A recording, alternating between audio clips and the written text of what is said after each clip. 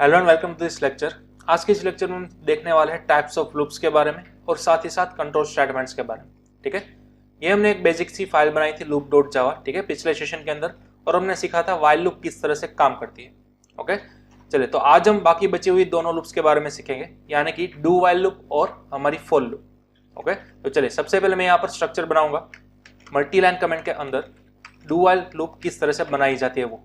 ठीक है, तो सबसे पहले हमें लिखना है यहाँ पर डू, देन आफ्टर उसकी बॉडी, और उसके बाद जैसे ही डू का कर्ली ब्रैकेट्स एंड होता है हमें यहाँ पर लिखना होता है व्हाइल और parenthesis, and then after at last आपको यहाँ पर पुट अप करना है सेमीकोलन। ठीक है, तो ये आपका कुछ स्ट्रक्चर है डू व्हाइल लूप का। ठीक है, मेजोरिटी अगर आप सी लैंग्वेज या फिर सी प्लस प्लस को इम्प्लीमेंट किया हो, ठीक है, तो वहां पर भी आप सेम इसी स्ट्रक्चर के साथ काम करके आए होगे डू व्हाइल के साथ।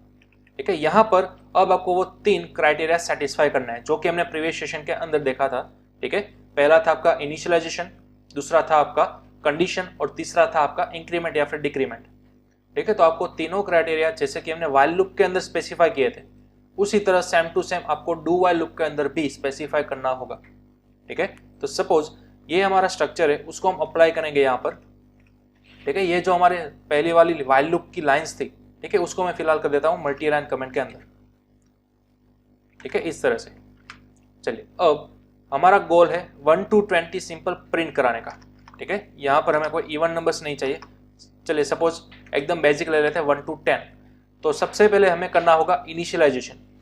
तो हमने यहाँ पर हमारा प्रोग्राम जो है उसको इनिशियलाइज कर दिया है i इज इक्वल टू 1 से। ठीक है, अब हमें लूप घुमानी है 1 से लेकर 10 तक, यानी कि अब आपको तीनों में से कोई एक लूप चाहिए। फिलहाल हम इंप्लीमेंट करेंगे डू लूप। ठीक है, डू और यहाँ पर व्हाइल, तो इसको बोला जाता है do while loop. Okay, now आपके पास इनिशियलाइजेशन हो गया। ठीक है, अब दूसरा क्राइटेरिया क्या था, आपके पास कंडीशन सेटिस्फाई करनी है। कंडीशन आपको एज यूजुअल जैसे कि आप व्हाइल लूप की पैरेंथेसिस के अंदर लगाते थे उसी तरह डू व्हाइल के अंदर भी व्हाइल लूप की यहाँ पर पैरेंथेसिस के अंदर ही लगानी है। ठीक है, सपोज आपको स्टार्ट करना है 1 से, तो आपने 1 ऑलरेडी असाइन कर दिया कहाँ, i के अंदर। ठीक है, तो आप स्टार्ट करोगे i से और कहाँ तक ले जाओगे आप, 10 तक ले जाओगे, यानी कि लेस और इक्वल्स टू 10। ठीक है, i से आपको स्टार्ट करना है, 10 तक ले जाना है। अब ऑब्वियसली यहाँ पर इंक्रीमेंट हो रहा है। ठीक है, तो अब आपको इंक्रीमेंट वाला पार्ट चाहिए। इंक्रीमेंट वाला पार्ट आपको एज यूजुअल यहाँ पर बॉडी पार्ट के अंदर ही लगाना है। आपको i को इंक्रीमेंट करना है तो हम यहाँ पर लिखेंगे i प्लस प्लस। ठीक है, चलिए तो ये हमारे 3 पार्ट सेटिस्फाई हो चुके हैं। सबसे पहला आपने किया इनिशियलाइजेशन, देन आफ्टर दूसरा आपने किया यहाँ पर ब्रैकेट्स के अंदर condition, and then after at last third part आपका था बॉडी पार्ट के अंदर या तो इंक्रीमेंट या तो डिक्रीमेंट। ओके, तो ये तीनों पार्ट हमने सेटिस्फाई कर लिए। तो इस तरह के कुछ आपको स्ट्रक्चर लिखना होता है डू व्हाइल के अंदर। ठीक है, अब सिंपल आप जो भी प्रिंट कराना चाहते थे i की वैल्यू x से लेकर 10 तक, उसको आप यहाँ पर प्रिंट करवा सकते हो। ठीक है, simple system dot out dot println की मदद से। चलिए यहाँ हम प्रिंट कर देते हैं i की वैल्यू।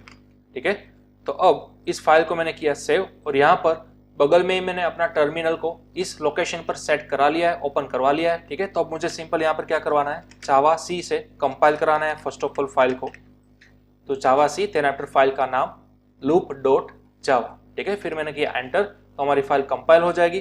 कंपाइल होने के बाद आपको करना है उसको रन। तो अब देखिए आप यहाँ पर आपको आउटपुट मिल चुका है 1 से लेकर 10 तक। ठीक है, तो इस तरह से हमारे सिंपल डू व्हाइल लूप जो है वो वर्कआउट करते हैं। अब सिंपल जैसा कि हमने व्हाइल लूप के अंदर कोई कस्टम लॉजिक लगाया था, राइट, इवन नंबर्स फाइंड करने का, वैसा ही आप सेम यहाँ पर लगा सकते हो। सपोज मुझे x से लेकर 10 तक सभी इवन नंबर्स चाहिए, तो मैं यहाँ पर क्या करूंगा, सबसे पहले तो लॉजिक सेट करना होगा। अब लॉजिक कहाँ पर सेट करोगे, ऑब्वियसली बॉडी पार्ट के अंदर। ठीक है, यहाँ पर, तो यहाँ पर सबसे पहले तो मैं इफ करूंगा कि अगर ईच एंड एवरी नंबर उसको आप डिवाइड करोगे 2 से, और अगर उसका रिमाइंडर 0 बचता है सिर्फ, तो ही मैं उस लाइन को प्रिंट कराऊंगा इस तरह से। ठीक है, चलिए अब मैंने इसको कर लिया सेव। अगेन यहाँ पर कंपाइलर के अंदर टर्मिनल में मैंने किया उसको कंपाइल, एंड देन आफ्टर मैंने उसको किया रन। तो अब आप देख सकते हो ओनली 2 से लेकर 10 तक ही डिजिट्स आए, और ये सभी डिजिट्स कौन से आए, इवन नंबर्स आए, राइट। तो इस तरह से हमें सेम वही वाला लॉजिक अप्लाई किया डू व्हाइल लूप के अंदर। तो स्ट्रक्चर तो सिर्फ सेम ही रहेगा। ठीक है, आपका लॉजिक का स्ट्रक्चर जो है वो तो सेम ही रहेगा जो कि आप same to same while loop के अंदर करते थे। जस्ट आपकी लूपिंग का स्ट्रक्चर वो चेंज हुआ है। ठीक है, चलिए तो इसको आप नोट डाउन कर लो। ये थी हमारी डू वाइल लूप। अब आप कहोगे कि सर इसमें डिफरेंस क्या है? ठीक है, वाइल लूप भी हमारा यही काम करती थी same to same, do while loop भी यही काम करती है। अब इस दोनों में डिफरेंस क्या है एग्जैक्टली? तो देखिए, वाइल लूप के अंदर क्या होता था, सबसे पहले जब कंडीशन चेक करते थे ना, ठीक है, अगर वो कंडीशन ट्रू होती थी तभी आप अंदर जा पाते थे। अगर फर्स्ट टाइम ये कंडीशन फॉल्स हो गई तो फिर आप कभी भी अंदर नहीं जा पाओगे। ठीक है, ये कुछ सिनारियो था वाइल लूप के अंदर। जबकि डू वाइल लूप के अंदर क्या है, हमारा प्रोग्राम हम सभी को मालूम है ऊपर से लेकर नीचे तक स्कैन होता है। ठीक है, line by line, top down approach के अंदर। तो फर्स्ट लाइन जैसे ही उसके स्कैन की i is equal to 1, then आपने दूसरी लाइन की बारी आई डू। ठीक है, फिर उसका बॉडी पार्ट आया तो अब आपका प्रोग्राम डायरेक्टली अंदर चला जाएगा। यहाँ पर तो कोई कंडीशन है नहीं ना, देखिए डू के ब्रैकेट्स के अंदर कोई कंडीशन है ही नहीं, क्योंकि ये रूल ही नहीं है, यहाँ पर कोई ऐसी सिंटेक्स है ही नहीं। डू के बगल में आप कोई भी किसी भी तरह का पैरेंथेसिस नहीं लगा सकते। ठीक है, डू का मतलब होता है जस्ट डू इट, सिंपली उस चीज को कर देना। ठीक है, कौन सी चीज को कर देना? तो कि डू के ब्रैकेट्स में बताई हुई चीज को कर देना। तो जब भी आप बोलोगे डू तो उसके ब्रैकेट्स के अंदर मौजूद सभी statements first time directly run हो जाएंगे विदाउट चेकिंग एनी कंडीशन। ठीक है, तो आपने सबसे पहले क्या बोला, i is equal to 1, okay, then आपने डू यानी कि सीधा डायरेक्टली एग्जीक्यूट कर दो। कितने पार्ट्स को? इतने पार्ट्स को। ठीक है, तो डायरेक्टली चेक होगा क्या 1 की वैल्यू अगर आप 2 से डिवाइड करोगे और अगर उसका रिमाइंडर 0 बचता है तो ही आपका वो i यानी कि जो फर्स्ट वैल्यू थी ना 1 वो प्रिंट होगा। ठीक है, अगर ये कंडीशन सेटिस्फाई होती है तो, अदरवाइज i प्लस प्लस यानी कि i की वैल्यू अब हो गई 2।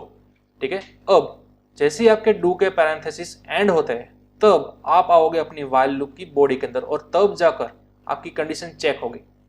पहली बार तो डायरेक्टली इतना रन हो ही जाएगा, डजंट मैटर ये कंडीशन फॉल्स हो या फिर ट्रू हो। ओके, तो keep in mind first time do while loop के अंदर डू की कंप्लीट बॉडी रन हो जाती है, पहली बार कभी भी ये कंडीशन चेक की नहीं जाती।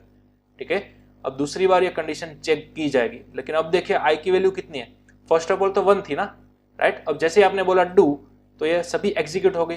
अब यहाँ पर देखिए i प्लस प्लस हो गया यानी कि i की करंट वैल्यू हो गई 2। ठीक है, तो अब यहाँ पर आएगा 2 i की वैल्यू, तो 2 लेस और इक्वल टू 10। ठीक है, यहाँ पर कंडीशन किस तरह से बन रही है, 2 लेस और इक्वल टू 10, तो अब ये कंडीशन आपकी हो गई ट्रू। तो जैसे ही ये कंडीशन ट्रू होगी आप अगेन डू के अंदर जाओगे, अगेन आपका प्रोग्राम यहाँ से जंप करेगा डू के अंदर ऑटोमेटिक। ठीक है, और यहाँ अगेन आप क्या करवा रहे हो, ये कंडीशन चेक करवा रहे हो कि क्या i की वैल्यू इस बार 2 से डिवाइड करने के बाद क्या उसका रिमाइंडर 0 बचता है क्या। ठीक है, तो अब यहाँ पर i की वैल्यू क्या आ गई, नीचे से इंक्रीमेंट होकर 2 आ गई, राइट। तो 2 मॉड्यूलो 2, तो हम सभी को मालूम है उसका रिमाइंडर 0 बचेगा, यानी कि ये कंडीशन क्या हो गई, ट्रू हो गई।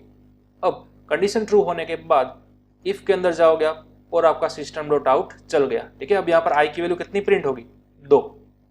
ठीक है, then after i plus plus यानी कि पहले i की वैल्यू 2 थी, प्लस प्लस किया तो कितनी होगी, 3 हो गई।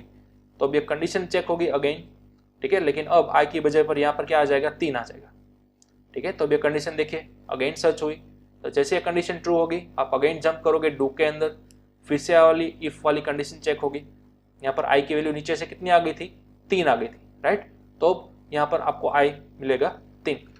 ठीक है, इस तरह से आप अप टू 10 तक प्रिंट कर जाते हो।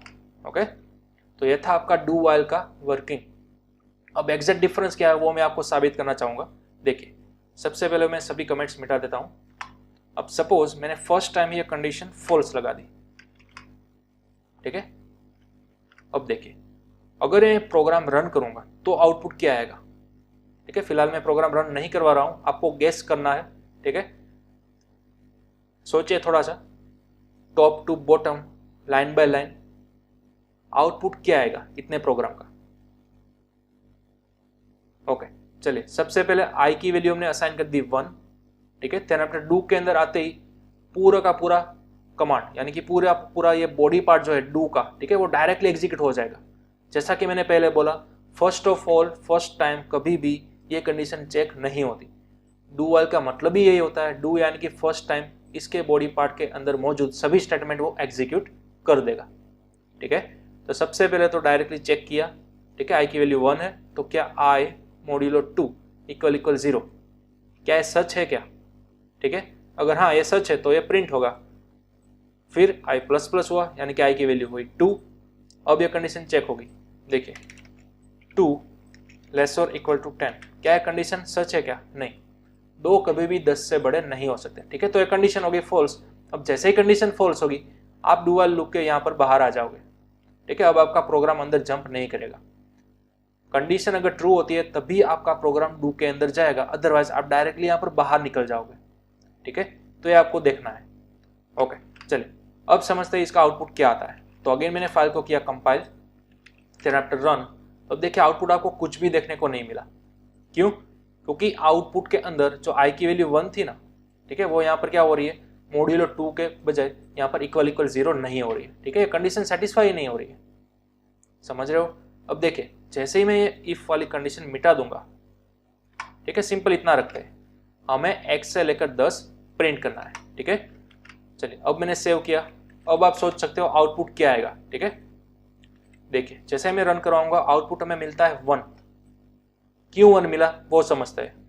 चलिए इनिशियली आई की वैल्यू आपने सेट की 1, फिर डू ने कहा आई को प्रिंट करवा दो सबसे पहले, यानी कि आई की वैल्यू कितनी थी, 1 थी, राइट।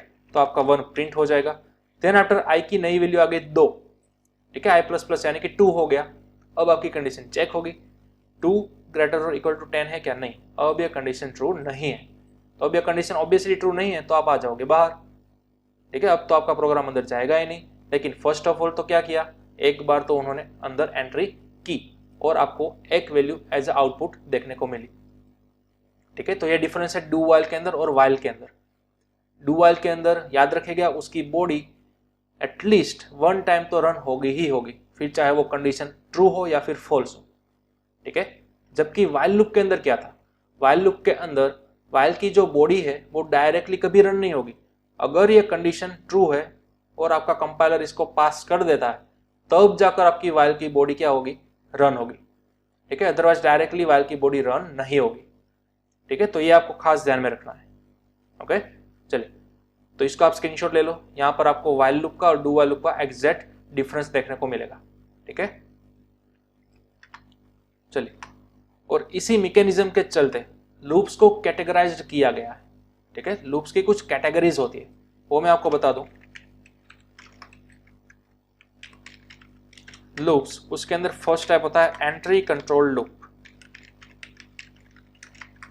एंट्री कंट्रोल लूप, और दूसरा टाइप होता है एग्जिट कंट्रोल लूप।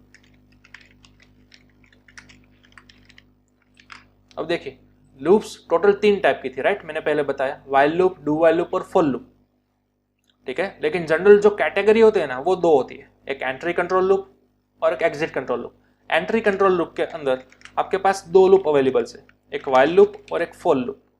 जबकि एग्जिट कंट्रोल के अंदर आपके पास सिर्फ और सिर्फ एक ही लूप अवेलेबल है जिसका नाम है डू वाइल लूप, ठीक है। अब क्यों डू वाइल को एग्जिट कंट्रोल बोला जाता है और क्यों वाइल को एंट्री कंट्रोल बोला जाता है वो हम समझते हैं। देखिए बड़ा ही इजी है। जब भी हम वाइल लूप घुमाते थे तो वाइल की body directly first time run ऐसे ही नहीं हो जाती थी, डायरेक्टली रन नहीं हो जाती थी। सबसे पहले क्या होता था, ये कंडीशन में से आपका प्रोग्राम गुजरता था, ठीक है। अगर ये कंडीशन ट्रू होती है तभी वाइल की ये बॉडी रन होती है, यानी कि स्टार्टिंग के टाइम ही आपको कंडीशन कंपलसरी चेक करवानी होती है, ठीक है। इसलिए इस टाइप की लूप को बोला जाता है एंट्री कंट्रोल लूप, यानी कि बॉडी की लूप के अंदर एंट्री करने के लिए सबसे पहले कंडीशन में से गुजरना पड़ता है, ठीक है। तो इसीलिए वाइल को किस कैटेगरी के अंदर रखा जाएगा, एंट्री कंट्रोल लूप। जबकि डू वाइल लूप के अंदर क्या था, डू वाइल की बॉडी को रन करने के लिए यहाँ पर आपको कंडीशन में से थोड़ी ना गुजरना पड़ता था। फर्स्ट टाइम तो डायरेक्टली डू वाइल की बॉडी एग्जीक्यूट हो जाती थी, उसके बाद आप चेक करते थे, राइट। तो इस तरह से डू वाइल को बोला जाता है एग्जिट कंट्रोल लूप, यानी कि जब भी आप बॉडी में से एग्जिट करोगे तब अगेन कंडीशन चेक की जाएगी, एग्जिट करते वक्त चेक की जाएगी, ना कि एंट्री करते वक्त। इसलिए डू वाइल को बोला जाता है एग्जिट कंट्रोल लूप, ठीक है। तो ये दोनों का डिफरेंस है। ओके, चलिए अब नेक्स्ट टाइप की हम बात करते हैं फॉर लूप, ठीक है। तो चलिए डू वाइल को भी हम कर देते हैं मल्टी लाइन कमेंट के अंदर कमेंट। ओके, अब हम सेम यही वाला प्रोग्राम अगेन करते हैं, 1 से लेकर 10 हमें प्रिंट करवाना है, राइट, लेकिन फॉर लूप के अंदर। तो सबसे पहले तो मैं यहाँ पर फॉर लूप का स्ट्रक्चर लिख रहा हूँ। अब देखिए फॉर लूप जनरली सबसे इजी लूप्स में से मानी जाती है, ठीक है, और डेवलपर्स फ्रेंडली लूप्स को भी इसको कहा जाता है। क्यों? क्योंकि जो हमें वो 3 पार्ट्स सेटिस्फाई करने थे ना, इनिशियलाइजेशन, कंडीशन और इंक्रीमेंट या डिक्रीमेंट, वो तीनों पार्ट्स आपको फॉर लूप की बॉडी के अंदर यहां पास कर देना है directly. For example first part आपका आएगा इनिशियलाइजेशन, ठीक है, तो वो आप यहां पर पास करो। सेकेंड पार्ट आएगा आपका कंडीशन, तो वो आप यहां पास करो। और लास्ट पार्ट आएगा आपका इंक्रीमेंट या फिर डिक्रीमेंट, ठीक है। तो ये आपकी फॉर लूप हो गई। लेकिन आप नोटिस करो तीनों पार्ट्स एक ही पैरेंथेसिस के अंदर आए, ठीक है, लेकिन आपको इन तीनों पार्ट्स को डिफरेंशिएट भी करना होगा विथ हेल्प ऑफ सेमीकोलन। यहां पर आपको सेमीकोलन लगाना है इस तरह से, इसको आपको खास मिस आउट नहीं करना, ठीक है। पहला पार्ट जैसे आप लगा देते हो, अप्लाई कर देते हो, उसके बाद सेमीकोलन करो, तब दूसरा पार्ट लगाओ, again semicolon and then after तीसरा पार्ट, ठीक है। तो ये आपका जनरल स्ट्रक्चर हो गया फॉर लूप का, इसको आप नोट डाउन कर सकते हो, ठीक है। यह भी सेम ही रहेगा आपकी बाकी प्रोग्रामिंग लैंग्वेजेस की तरह, फॉर एग्जांपल सी या फिर C++। चलिए अब हम इसको इंप्लीमेंटेशन के अंदर देखते हैं। हमें प्रोग्राम करना है x से लेकर 10 का प्रिंट करने का, ठीक है। तो सबसे पहले तो 4 की आप क्या कर दो, स्ट्रक्चर लिख दो या फिर बॉडी बना दो इस तरह से। अब सबसे पहला काम आप यहाँ पर क्या करोगे, इनिशियलाइजेशन करोगे। लेकिन इनिशियलाइजेशन आपने ऑलरेडी ऊपर बता दिया, ठीक है। तो दो तरह से आप कर सकते हो, या तो बाहर या फिर यहाँ पर अंदर।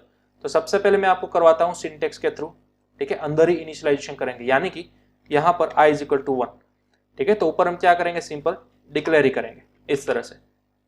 चले इनिशियलाइजेशन कर दिया, देन आफ्टर आपको कंडीशन लगानी है। अब कंडीशन हमें लगाना परफेक्टली आ गया है, राइट। हमें ले जाना है i को x से लेकर 10 तक। तो यहाँ पर मैं लिखूंगा i < 10, ठीक है। लास्ट आपको लगाना है या तो इंक्रीमेंट या तो डिक्रीमेंट। तो ऑब्वियसली आपको x से ले जाना है 10 तक जाना है, राइट। तो आप यहाँ पर लिखोगे i++, ठीक है, इंक्रीमेंट। ओके, बस इतना ही करना था आपको। अब ये आपकी फॉर लूप कंप्लीट हो चुकी है। अब बॉडी के अंदर सिर्फ और सिर्फ आपको प्रिंट करने का ही एक काम करना है। तो यहाँ पर मैं लिखूंगा system.out.println और i की वैल्यू को प्रिंट करवा दूंगा, ठीक है। चलिए अब मैंने किया सेव और यहाँ पर compile and then after run, ठीक है। तो अब आप यहाँ पर देख सकते हो x से लेकर 10 तक हमारा आउटपुट आ चुका है, ठीक है। लेकिन समझते हैं सबसे पहले फॉर लूप आखिरकार किस तरह से काम करती है। और हाँ, ये लूप भी एंट्री कंट्रोल लूप के अंदर ही आएगी, ठीक है। एंट्री कंट्रोल लूप को भी बोला जाएगा फॉर लूप, ठीक है। क्यों? क्योंकि जब भी आप एंट्री करते हो फॉर लूप की बॉडी के अंदर, तब आपको इस कंडीशन में से गुजरना पड़ता है। देखिए किस तरह से। सबसे पहले इनिशियलाइजेशन होगा आपका फॉर लूप के अंदर, ठीक है, i = 1। जैसे ही इनिशियलाइजेशन हो गया, आप जाओगे सेकंड पार्ट की तरफ। यहाँ पर i < 10, क्या i की वैल्यू 10 से कम है या नहीं, ठीक है। तो i की वैल्यू यहाँ पर क्या मिल रही है आपको, 1 मिलेगी।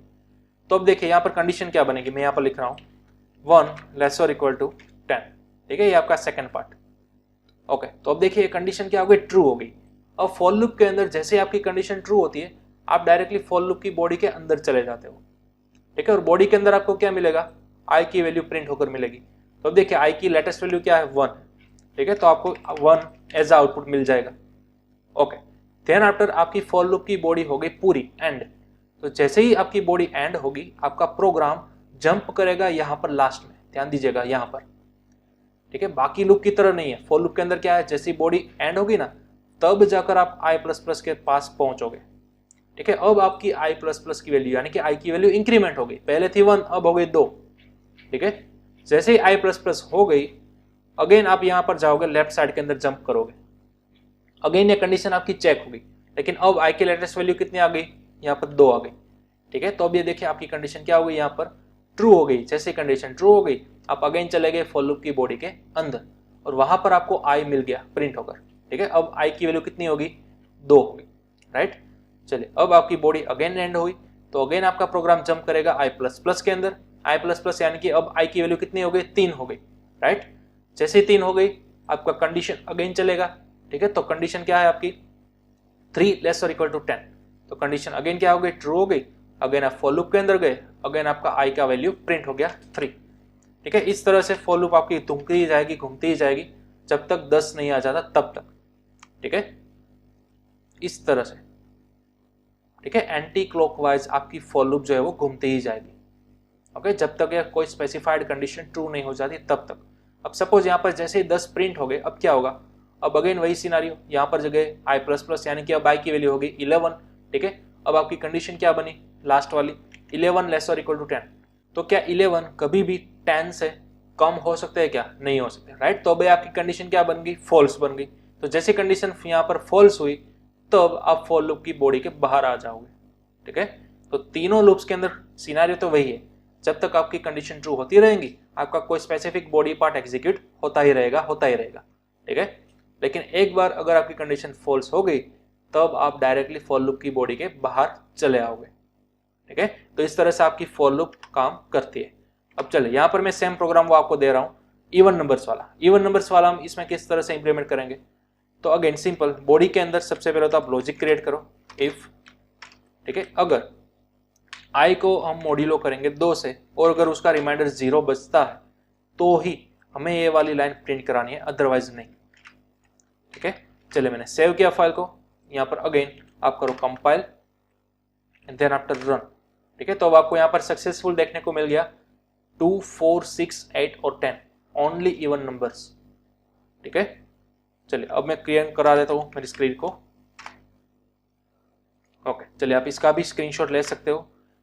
ये थी आपकी फॉर लूप, ओके। तो आज के सेशन में हमने क्या पढ़ा, सबसे पहले तो 2 फॉर लूप हमने कवर की, ठीक है, जो कि बाकी बची हुई थी। सबसे पहले प्रीवियस सेशन के अंदर हमने देखा था व्हाइल लूप, देन आफ्टर आज हमने देखा डू व्हाइल लूप और फॉर लूप, ठीक है। अब साथ ही साथ हम एक और टॉपिक कवर कर लेते हैं, ठीक है।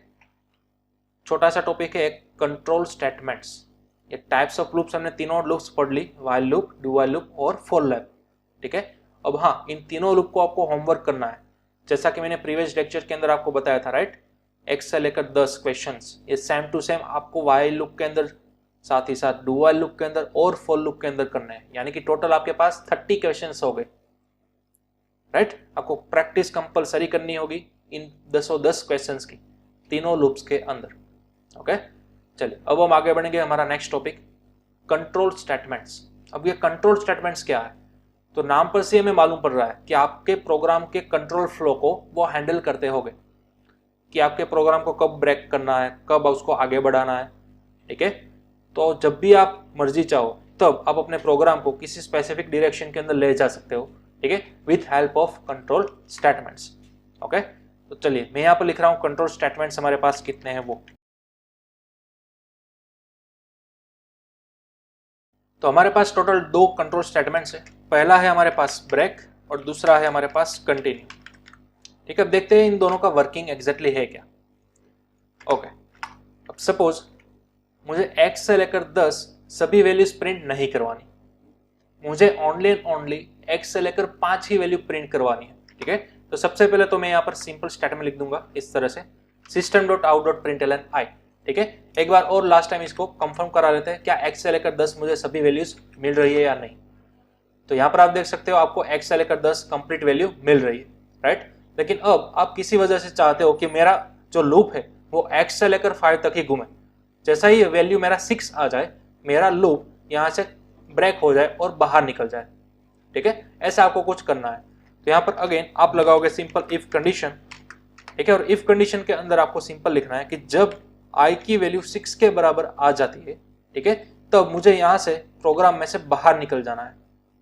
ध्यान दीजिएगा, जब भी i इंक्रीमेंट होते होते 6 तक आ जाएगा तब मुझे यहाँ से डायरेक्टली फॉर लूप के बाहर निकलना है, ठीक है। यानी कि फर्स्ट जो 5 डिजिट हो गए वो तो प्रिंट हो गए ही हो गए, ठीक है। लेकिन जब तक 6 नहीं आ जाता तब तक आपको ये लूप घुमाती रहनी है, जब तक 6 आएगा तब आपको लूप से में से बाहर निकलना है। तो लूप में से बाहर निकलने के लिए आप यूज करोगे सिंपल ब्रेक स्टेटमेंट, ठीक है। तो यहाँ पर मैं लिख देता हूँ सिंपल ब्रेक, इस तरह से सिंपल इसी तरह से आपको डिनोट करना है, ठीक है। ब्रेक को हम ऑलरेडी देख चुके हैं स्विच केस के अंदर, ठीक है। वहां पर आप क्या करते थे, स्विच केस के बाहर निकल जाते थे, तो इसी तरह से यहाँ पर भी उसका वर्कआउट वही है। यहाँ पर ब्रेक क्या करेगा, आपकी फॉर लूप के इटरेशन को एंड कर देगा, बाहर निकल जाओगे आप, ठीक है। तो चलिए अब मैं फाइल को सेव करूंगा, अगेन कंपाइल एंड रन। तो आप देख सकते हो आपको ओनली फर्स्ट 5 डिजिट ही मिले, राइट। 1 2 3 4 और 5 आपने लूप तो घुमाई थी x से लेकर 10 तक, लेकिन जब तक i की वैल्यू 6 नहीं आ जाती तब तक ही आपकी लूप घूमती रहेगी। जैसे ही i की वैल्यू 6 आई आप लूप में से बाहर निकल गए विथ हेल्प ऑफ ब्रेक, ठीक है।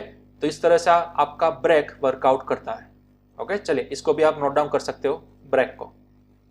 चलिए इसी तरह से आपके पास दूसरा स्टेटमेंट है कंटिन्यू। तो देखिए जैसे मैं यहाँ पर ब्रेक की जगह पर कंटिन्यू लिखूंगा तो क्या आउटपुट आएगा, देखिए सिंपल, मैंने सेव किया, compile and then after run.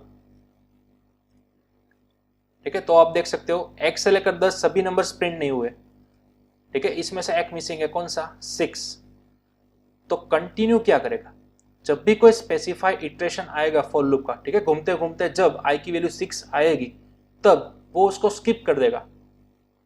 ध्यान दीजिएगा, कंटिन्यू मतलब कि करंट इटरेशन को स्किप करना, ब्रेक यानी कि टोटली फॉर लूप को ही एंड कर देना। ब्रेक मतलब कि एग्जिट और कंटिन्यू मतलब कि स्किप। ठीक है, इतना आपको ध्यान रखना है।